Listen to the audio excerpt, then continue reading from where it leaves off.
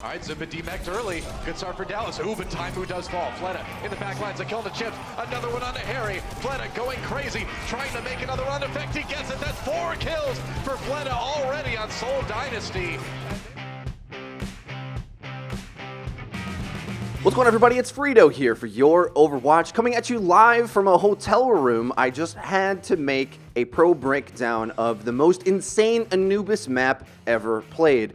2CP can sometimes be a controversial game mode, but when it comes to the best of the best, whether it's that classic Hanamura between USA and Korea, or here between two titans of esports, Seoul Dynasty versus the Dallas Fuel, this one was a slobber knocker, and we're going to break down the action to actually figure out what the heck happened. Because attacking on a 2CP map is so difficult, it takes the best of the best to come with a strategy in order to take either point A or point B right now, especially with this high ground defense that the Dallas Fuel is setting up. A lot of teams are starting to do this using the Mei wall to get the Orisa on the high ground, and what this does is allow for a bunker for your defensive Widowmaker to set up, because if you don't do this, the attacking team has all of the space in the world to send their own Widowmaker up top, and at the pro level, giving that much free space just basically wins the point for free, and we'll see how both Widowmakers end up counteracting the angles that this map and geometry gives you. Coming through the arch, the Dallas Fuel are surprising us with a Lucio, which means that they're able to move their tanks around. I've talked ad nauseum about how good Lucio is at moving around tanks, and it looks like Dallas Fuel agree. Now, interestingly enough, off screen, if I had to guess, the reason why Jae-Hong gets picked off here, I think XQC must have crowd controlled him off the top, or this is just poor positioning on the defense. I can't really tell. It happened off screen, but that pretty much opens the floodgates for this split to work out. As you can see, Effect was whittling them down from the outside and hits an insane headshot on Fleta. Now, honestly, they probably could have just left him there and it would have been worse for the Dynasty, but that fadeaway quick scope was worth it, at least for the spectating experience. But that first fight goes to show you the danger of allowing a Widowmaker uncontested or allowing your defense to get split. It comes down to the coordination of the main frontline fight to sustain itself and play well, but also Effect to keep himself alive while applying pressure from the outside, making sure he doesn't take too much damage because he's all on his own. If something comes off and duels him, he's gonna die. Now, after capping first point, they're looking to pressure B, but they're not actually too far in the ult economy because a few reasons. One, the fight was so clean on both sides, neither team really charged up ultimates, and also the Dallas Fuel swap over to Reaper, who's going to be a mainstay for the Anubis meta for his strength of brawling on the point, both on attacking B and defending B, we'll see later on. They catch a dive onto Effect up on the high ground. The tanks get shredded. Taimu doesn't drop, but the bodies hit the floor of the Seoul Dynasty as Effect just pops off and shows us that he's got a Widowmaker too. This guy plays a ton of Tracer, but this Widowmaker coming out from Effect was really impressive and surprising and awesome to see. Chips Hyen pops the Valkyrie a bit early, quite here at the end, but the damage amplification that you get from the Valk really helps you deal with those respawners, which is part of the reason why they're able to close this out quite cleanly. Any stall character that wants to come up and challenge that Valk damage amp is going to get rocked in the face, and having your entry frags and closing frags are the key to securing B. If you're ever struggling with that point, that's kind of the secret. You need to have the plays on the front to open it up, but also the oomph at the end to close it. Getting to take a quick look back at Effect just tearing things apart. Oh my god, the flick shot that he got onto Fleta. Oh, it's okay. Fleta will get his revenge before long, and now we're going to go on to the other side where Seoul Dynasty shows us some insane attack tactics as well. This time, the Dallas Fuel opt to have this middle high ground, which has a bit more flexibility, however, also can get trapped if they get stuck here. So we'll see how this ends up panning out. Jae-Hong is attempting to scale the little statue here, struggling a little bit, but they carefully check to see where the Dallas Fuel are set up and decide to set up a dive, two-pronged attack, Zumba on the right, Miro on the left, and they're making space for Fleta to weave in and out of the team fight here and be an absolute problem. If you look carefully, the way Fleta's navigating the fight is that he's trying to avoid the danger angles and weave through the traffic to find his mark. This winds him up being face-to-face and kissing distance away from Harry Hook, which allows for a very lethal right-click to come through and wreck Harry Hook's face. Now, the fight doesn't end immediately necessarily because there's a bit of brawling back and forth, but despite the work that FREEDO did, opening up some space for them to bully their way onto the point and end up getting a tick, Dynasty do a really good job of falling back. They keep Effect alive, he's able to get a frag, and the Dallas Fuel sustain. The overhead map here actually shows us an incredible little double flank going on. We'll put this in slow motion. FREEDO on the far right side, Munchkin all the way in the home base of the Dallas Fuel, the tanks off to the left, and the support staying safe at the main choke, waiting for the engagement to happen, miles out in the distance really. But when Dallas doesn't really have any dive threats, the supports are safe in waiting for this play to develop. And if you look carefully, Miro ends up diving the backline. This gets a response from Effect to hook shot over to the middle high ground here. Then we switch perspectives, chaos erupts, and Dallas Fuel doesn't know where to peel to, but it's too late. The Genji blade is set up in the backline, gets 2 frags before Harry Hook's tactical visor can shut him out, and the play is just broken up too wide for the Dallas Fuel really to have a chance at this point. Really clever split strategy to not identify where the dive's coming through. A lot of teams just dive from the front, kind of telegraphing where they're going to be going, and this was a criticism of the Seoul Dynasty's play back when they were Lunatic High, when Miro's dives were getting a bit too predictable and obvious. Well, they're not telegraphing it anymore. They're hiding it and splitting and making it quite difficult to find out where they're coming from. Miro coming and taking this high ground pillar, just sort of trying to make a distraction, but that looks a little bit more like the telegraphed Miro dive that he's been criticized for recently. But, of course, Toby's going to have the Valkyrie in order to instant res him up. So, the sacrificial Winston play, that's a quote I think I stole from XQC. That's what that playstyle is called. But it actually does make some space because it draws the focus fire attention from Dallas Fuel, and even though they burn through 1,000 HP instantly,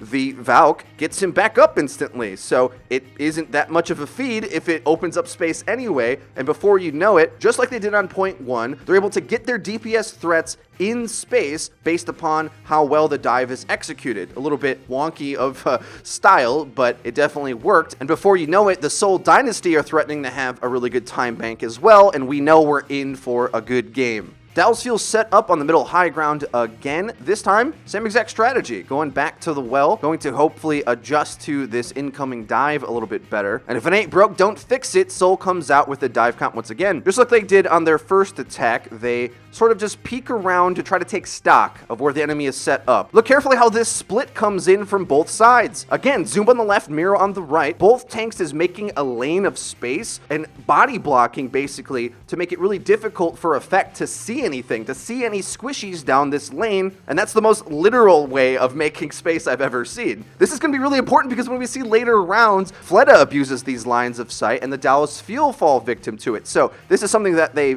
are clearly aware of how Anubis works with the Widowmaker carry potential on defense and something that they're playing around. They have to disrupt the Widowmaker or he's going to carry, and even though FREEDO ends up dying to the poison mine, once they have all of that space, the ground is what wins, not even just man advantage. Because if Effect can't really find his mark on the Widowmaker up in that perch, he's effectively out of the fight as well. So sacrificing a man in order to get up in there ends up winning the fight anyway. Seoul Dynasty looking to gear up for a dive again. This time they're sniffing out the classic Miro position, getting XQC out of there.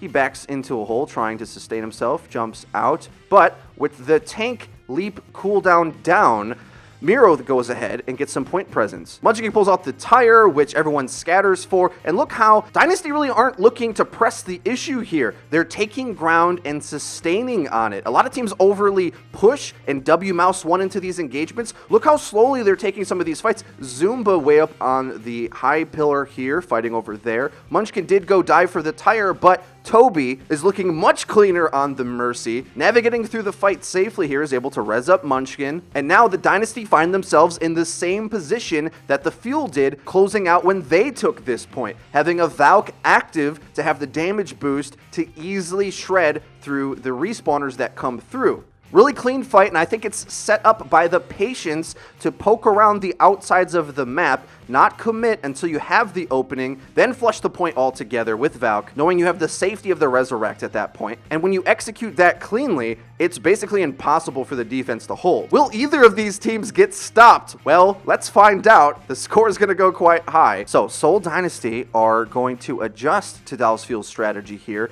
This time, not going for the Orisa high ground Widowmaker hold. Now they want to go for a dive defense counter engage, looking for this Dallas Fuel slow setup up the middle and trying to find a key dive target. The only problem is they're diving into triple tank with Roadhog, which means that in some ways the Orisa Hog counters dive comp, so it was a really odd decision by them. They find their mark with Chips Hyan going down. The problem is if you don't contest effect, he can be quite effective. That's the easiest pun in the world, I know that. He pops Ryo J Hong, and the Diva gets popped as well. Taimu and XQC just clean that up easily. I don't think you can dive this triple tank. That was a very interesting shot call and probably not the way to go. Quite difficult to get that to work, to be honest, especially when Taimu is playing his best Roadhog I think we've ever seen. This man is easily the best Roadhog in OWL right now, at least week 1. He looks more comfortable on it than any other hero, and the insane Roadhog plays are not going to stop here.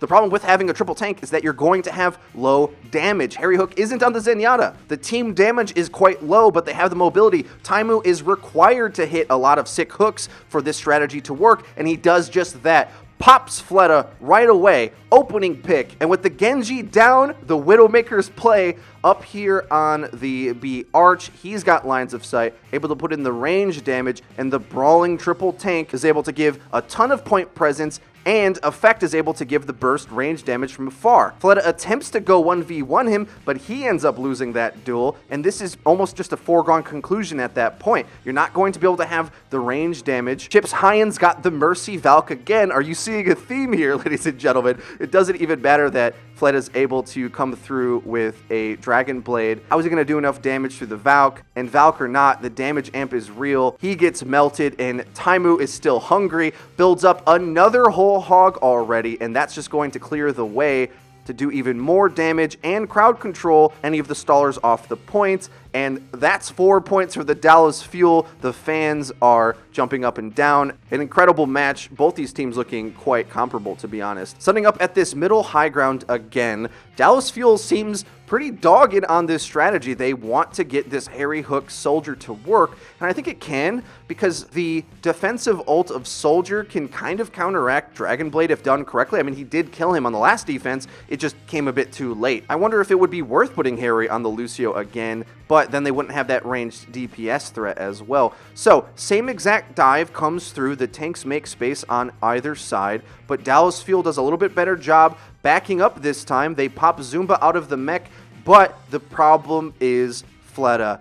He just W-mouse ones and kills everybody. That's my expert analysis of how he's able to shred through that. Again, but if you look carefully, it's based on how he weaves in and out of the traffic. He's just pouncing on people using his Genji Cyber ability to flank more so than take engagements head on. I think that's the main key, because any kills that Dallas Fuel get, if it isn't on Fleta, it's kind of not good enough, because any attention that they're drawing away from Fleta is allowing this space and chaos for Fleta to get in close range and get those really quick, difficult to land shuriken burst kills from the Genji. And I think at some point, Harry Hook might have to decide that the Soldier's not really working out. I think a lot of that strategy necessitates for the range damage threat out of that support slot to land on Fleta to stop him from going and ripping and tearing through the entire team. Instead, they probably just need him on the Zenyatta to discord him to be a bigger threat and make Fleta a bit more sheepish on him going and taking these duels and winning them. All right, setting up for yet another B attack. Jaehong is surprisingly far away from the fight, but your support line is so diveable if they go in. This kind of makes sense and looks quite similar to how they successfully took point A. Fleta poking in on the outside, trying not to bite off more than he can chew, seeing what he can get. Does up getting a frag, but the kills do come in from the counter engage of Dallas Fuel as well. A minute 52 on the clock. Both teams have some ultimates to utilize, and Dallas takes quite an early engage outside of the point here. But even though I think this is a good idea, because if you can get Fleta to pop his Dragon Blade early, you might have a better retake. but I think they had to fully commit and use some resources like Sombra's EMP to get this fight to work, because XQC is forced to take way too much heat. This next coming out play is probably one of the craziest Ryu Jae-Hong plays we've seen. We're going to put this in slow motion, and you can just see the difficulty of landing these Sombra counter engages on defense and how it got outplayed here. Because XQC makes first contact with Jae-Hong, he's able to survive with chip health and get his Transcendence off before the EMP can drop. This forces XQC to be fully committed into this fight, with the enemy team having infinite health. No reason for Taimu to pop his EMP here, because what's it going to do? They're not going to be able to have the damage to follow up anyway, so he just gets the heck out of there, and XQC's kind of left holding the bag. He gets fragged. Both teams pop their Valkyrie, but if your death is way back in an aggressive position, far away from the point, Chips Hyan is forced to fly all the way over there to go res him. He does do that off screen, but this yields all the space for the Seoul Dynasty to just go brawl on the point. Stuff gets hectic, and Harry Hook ends up popping the Transcendence in order to counter the Genji Blade. Sick play on his part. Looks like they have a chance to sustain, but this isn't where you want the brawl to happen. You don't want to have an even fight on the point. This is terrifying for the defense. They would have loved to get some frags on the entry to the point, and even though Zumba gets demech'd, Munchkin and Fleta are able to clean up the rest. And with both teams popping all of their resources, now it's just a normal stall fight cleanup. Chips Hyan swaps off the Mercy to the Mei so that he can just stall because he knows he's not going to get another Valkyrie in time. And they're just funneling onto point. And because Toby was able to stay alive through all of this, he gets another Valkyrie, which is just the nail in the coffin for the Dallas Fuel. Really impressed with Toby's Mercy play in day one. It's something that I've been criticizing quite frequently. I love his Lucio, obviously, but being able to stay alive through those late fights as Mercy with all the chaos going on and making sure that your supports stay alive, even if you have to put them like way back at the choke or something and force your teammates to come back to get heals, that's what you got to do. Those supports got to stay alive, and keeping alive and allowing for that Valk to get charged up meant that Dallas Fuel just had no entry. Even if they got a frag, they needed like 3 frags in a row with no ultimates. It just wasn't happening. So they close out point B with a little bit of time to spare. Now, this is where things get intense. Dallas Fuel, with 4 minutes 30 left on the clock. They look like they were on the driver's seat for the majority of this game, but now you're starting to sweat because you have to get both again. You have more time than you normally start off with, but still, this is where the great teams show themselves because they adapt. Dallas Fuel, same old, triple tank, protect the effect strategy in place. They heal up, play around the Orisa cooldowns, and see with that high ground hold, they're just going to go take some point presence. But the problem is, and we're going to see this on the instant replay, XQC goes down because that shield is flankable. As soon as XQC commits that barrier down, you know that you can get a flanking angle on the Orisa. Playing it as an attacking hero is quite difficult, and I think in hindsight, they probably could have just done this same strat with a Reinhardt who can pivot his shield, because that was the major difference. The Orisa triple tank here really requires for XQC to stay alive so that they can force the enemy down onto the point. But if they have a barrier and you don't, well, the Dallas Fuel aren't going to have the damage protection in order to outlast the range damage that Soul is just firing down into them. They're shooting fish in a barrel. And here we see the Fleta flank. Because the triple tank Widow is looking to just get more point presence than the enemy can deal with, well, it opens up for Fleta to be a bit greedy here, playing off on his own, and he makes the hero play. Not to mention, Munchkin had effect on the back seat this entire time as well. It's not shown on screen, but if we take a look back at that overhead view of the round starting, we can see that he was off to play on his own as well. And if he successfully goes and dives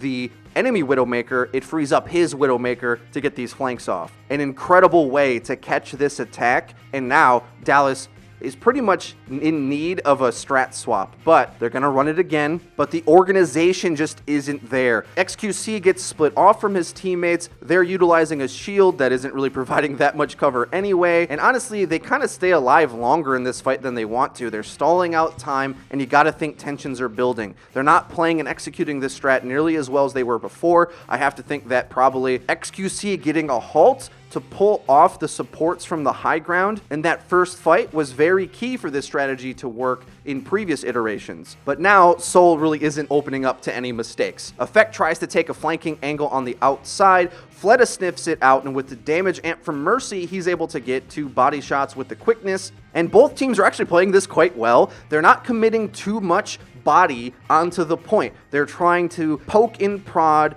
and see what they can get away with, but sustain themselves more than anything. These tanks can't just stay on the point indefinitely. They have to try to hold it as long as they can and use their Orisa barrier to protect themselves. Use Roadhogs, take a breather to take a second off in the back of the point, healing himself up, and they're able to find some frags, but because Effect is getting shut out on this point, they just don't have the punching power to get these kills fast enough. And they don't even end up getting another tick, which they should have been able to secure with the multi-tank. So now they just end up swapping to a dive comp with Taimu on the soldier.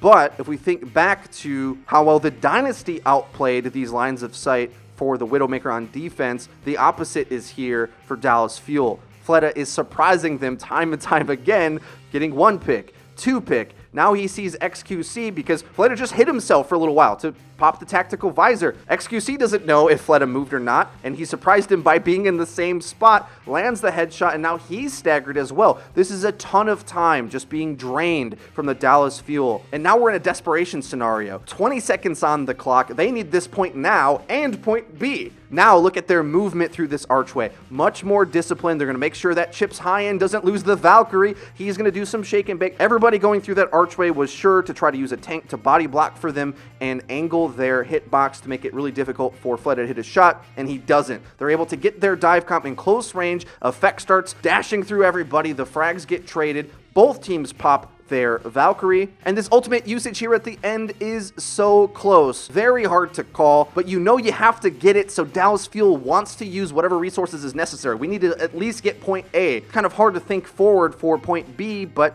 they end up using the Dragon Blade, and Harry Hook uses the sound barrier to save his teammates. Was it required? They killed the healers anyway. That's something that they probably would have liked to have back, but as a big Lucio player myself and watching a ton of Lucio play, it's really hard to know in a second-to-second moment, especially when there's a delay to sound barrier, to know if your teammates are going to need that sound barrier or not. You can't really fault him for that, but that's a big support ult that they're not going to have coming into this fight. As they approach the archway here, XQC is sort of poking and prodding, but he misses the high ground jump to do some critical damage to Jaehong, and Jaehong was able to get away into the spawn doors. Missing that leap, I think, was kind of the difference maker of finding that early frag, because his flanker was there on the outside to clean it up. He just had to land that leap, and they start to brawl it out. They at least clear Seoul Dynasty off the point, which, like I said earlier, is kind of win condition number 1. But the big problem here, as it's been the entire map, is Fleta. He makes the best swap onto the Reaper here, and even though he died earlier in the fight, he's coming back on the retake, and you have to account for the Reaper above all else on these retakes, because